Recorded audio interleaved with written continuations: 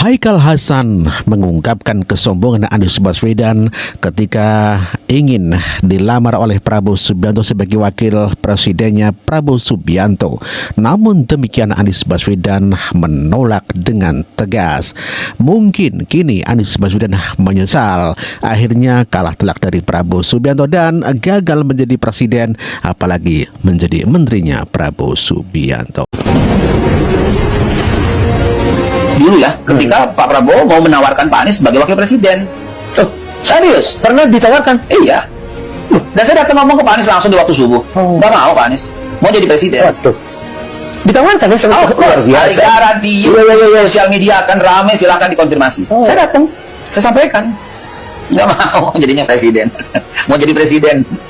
Sampai lagi nggak apa-apa. Nggak mau Pak. Apa respon dari Pak? Ya responnya, ya kenapa? Kenapa? Kan beliau jadi wakil 5 tahun, kemudian bisa jadi presiden. Dia bisa 15 tahun pegang negara ini. Kalau dia benar dalam menjadi wakil, menunjukkan ke negarawan yang hebat dan seterusnya gitu. Itu beliau bilang sama saya, kenapa ya? Saksinya Pak Safri Sabsoni kok. Waktu makan pagi sama Bapak. Itulah Haikal Hasan yang membongkar kesombongan Anies Baswedan. Padahal kalau saja dia mau menjadi wakilnya Prabowo Subianto dan memenangkan Pilpres kali ini, tentu saja dia menjadi wakil presidennya Prabowo Subianto sehingga tidak lontang-lantung menjadi pengangguran. Apalagi sekarang tidak ada partai satupun yang mau bergabung dengan Anies Baswedan. Bahkan Partai Buruh pun sekarang sudah meninggalkannya. Ya, Babe Haikal Hasan mengungkapkan beberapa hal tentang Anies Baswedan. Pada waktu Pak Surya Paloh belum ngambil juga Bapak mau ngambil. Coba bilangin mau nggak jadi wakil saya. Karena Pak Anies itu memang saya diminta Pak Prabowo, kamu deket sama Anies Kal? Deket Pak, tanyain dia. Saya datang ke Pak Anies subuh-subuh, saya bilangin, Pak, Bapak diminta jadi wakil presiden daripada Pak Prabowo. Nggak mau. Subuh-subuh saya datang ke tempat Pak Anies bilangin itu. Nggak mau. Saya bilang, Bapak, ini ya super power Pak. Menang mutlak Pak, melawan Pak Ganjar tuh kecil. Pada waktu itulah BB Haikal Hasan tidak hanya menyampaikan di beberapa podcast, demikian juga disampaikan pada Deddy Corbuzier kalau Anies Baswedan menolak menjadi wakil presidennya Prabowo Subianto. Padahal kata Haikal, apabila Anies Baswedan mau menjadi wakil presidennya Prabowo Subianto maka akan menang mutlak bila melawan Ganjar Pranowo. Haikal Hasan juga membongkar bahwa Prabowo Subianto menggadaikan tanahnya untuk Anies Baswedan atau membela Anies Baswedan di Pilgub Jakarta sehingga bisa memenangkannya. Namun demikian pada kenyataannya Anies Baswedan malah membalas air tuba. Inilah Haikal Hasan. Di mana Pak Prabowo pernah menggadaikan tanah pribadinya untuk mengusung dan membantu Pak Anies jadi gubernur. Sekali lagi terima kasih. Saya lupa bilang walau terlambat mau mengucapkan terima kasih kepada Pak Prabowo Subianto di mana Pak Prabowo pernah menggadaikan tanah pribadinya untuk mengusung dan membantu Pak Anies jadi gubernur. Itulah Haikal Hasan yang mengatakan berterima kasih kepada Prabowo Subianto dikarenakan telah memberikan dana atau menggadaikan tanahnya untuk membela Anies Baswedan sehingga bisa memenangkan di Pilkada Jakarta. Dan sampai sekarang pun Anies Baswedan begitu sangat pede sekali akan mendirikan partai politik. Bahkan di surveinya seorang pendukung Anies Baswedan bahwa 90% mendukung Partai Perubahan Indonesia atau partainya Anies Baswedan. Semua parpol panik, di atas 90% rakyat mau gabung ke partainya Anies. Pak, tapi itu kan surveinya di channel Bapak. Jadi gimana dong? Mau yang lebih netral? Iya dong. Ikut. Ini Saiful Zaman Channel 94% ya. Sekarang kita pindah ke sini. Aiman Wicaksono 76%. Tetap saja mayoritas. Iya kan? Jadi wajar memang rejim panik, Mulyono and the gang panik. Bahkan partai-partai yang selama ini kemarin mendukung Anies pun ya pasti ikutan panik. Karena bisa terjadi eksodus. Tapi sudahlah, nggak apa-apalah. Kan kita ingat Pak Presiden PKS pernah bilang, kita ini dalam melakukan demokrasi ini kan fastabiqul khairat, berlomba-lomba dalam kebaikan. Sepakat kan? Bismillah. Jadi ini Pak Anies nih, tanggal 20 Oktober aja Pak ya deklarasikannya. Pas hari dimana Mulyono lengser. Di situ Partai Anies Baswedan berdiri. Keren kan? Itulah tekad daripada pendukung Anies Baswedan yang akan mendirikan partai pada saat 20 Oktober di mana Presiden Joko Widodo telah lengser dan mereka begitu sangat bergembira sekali. Ya, dicatat saja ya bahwa dengan kebahagiaan di atas penderitaan orang tentu saja ini sangat tidak diridhoi oleh Tuhan Yang Maha Kuasa ya. Dan berkali-kali Anies Baswedan kalah apabila menantang dan melawan Pak Joko Widodo. Kesombongan Anies Baswedan memang sudah bisa dirasakan dalam arti dia menolak menjadi menterinya Prabowo Subianto ketika ditanya oleh para wartawan. Dan inilah kesombongan Anies Baswedan. Koalisi Prabowo Gibran ke depan. Memang saya partai. Sebagai individu, baik menjadi menteri atau Timnya udah selesai. Timnya. Kemudian saya bukan pimpinan partai. Jadi saya warga negara sekarang. Ya. Mas Anies kan 8 program perubahan sempat dititipkan oleh Gus Imin kepada Pak Prabowo. Tapi banyak yang mempertanyakan kan ini gagasannya perubahan. Sementara Pak Prabowo itu mengusung keberlanjutan. Apakah yakin akan diakomodir gitu? Pemegang mandat konstitusi memiliki kewenangan untuk menentukan, bukan orang lain. Karena konstitusinya menyatakan bahwa yang mendapat amanat adalah Pak Prabowo, maka Pak Prabowo akan menentukan seperti apa dan kita hormati keputusan.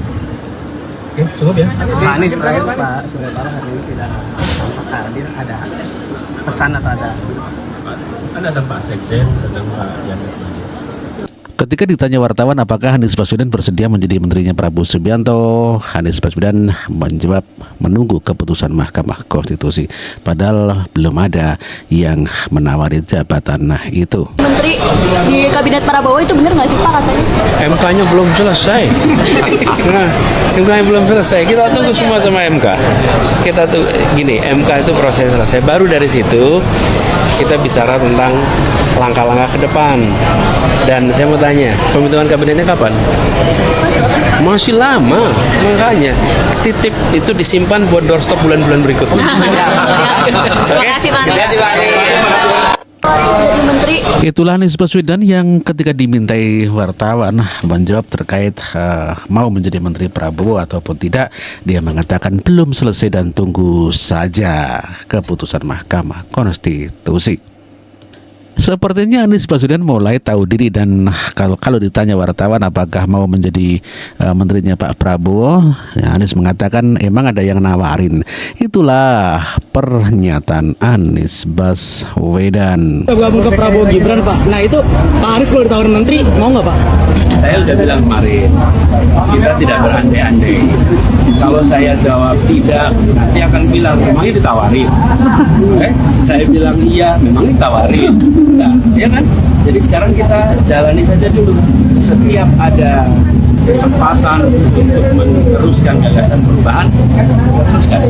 Tapi yang tidak kalah penting teman-teman, catatan MK kemarin terkait dengan pelaksanaan pemilu dan pilpres jangan lewat dari pembicaraan di sini.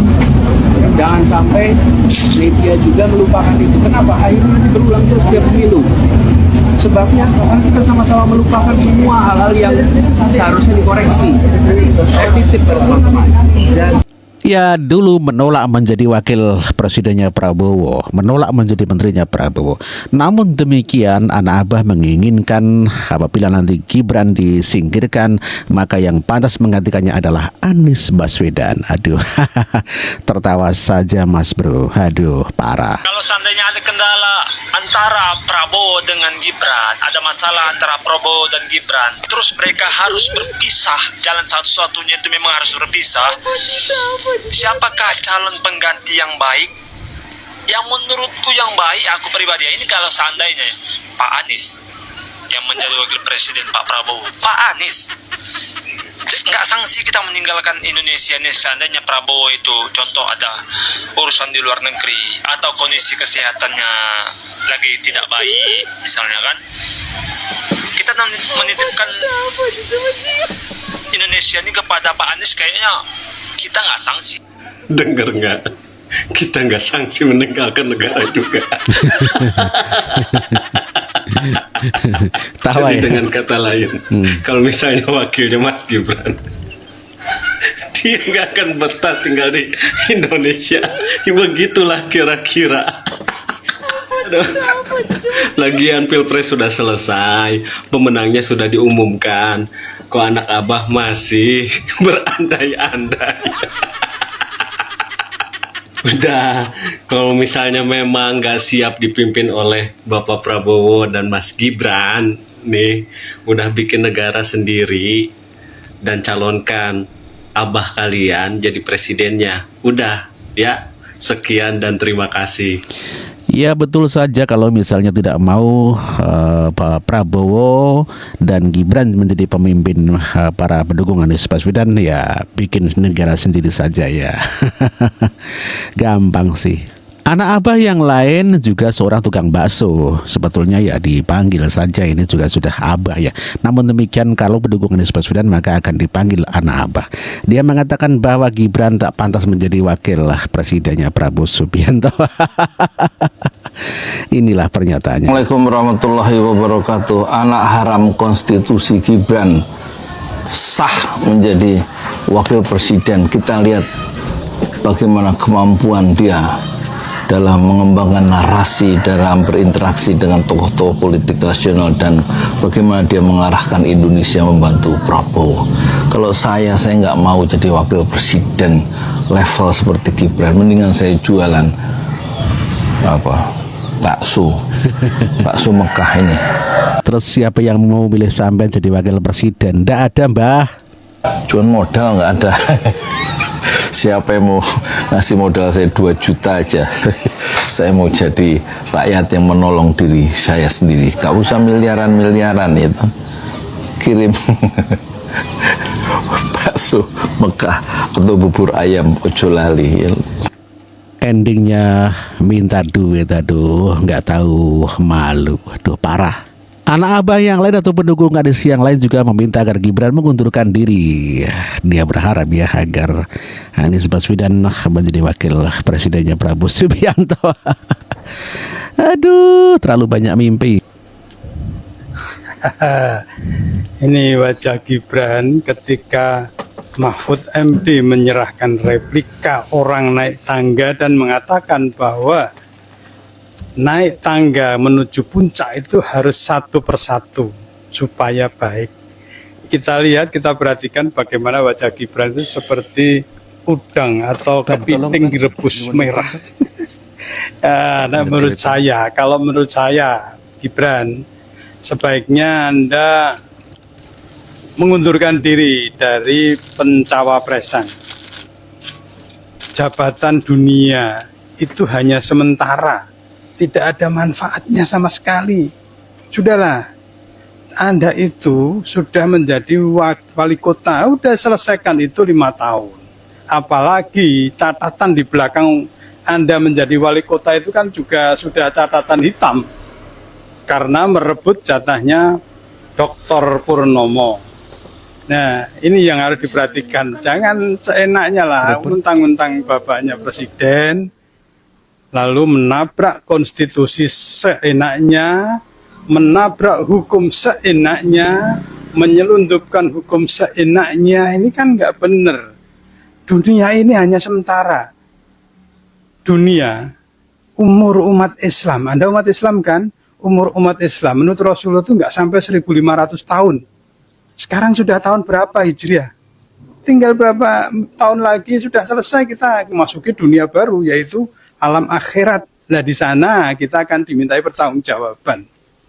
Anda sudahlah, menurut saya lebih baik mengundurkan diri sebagai cawapres, biarkan orang lain yang lebih kapabel itu menjadi cawapresnya Prabowo. Jangan Anda belum waktunya.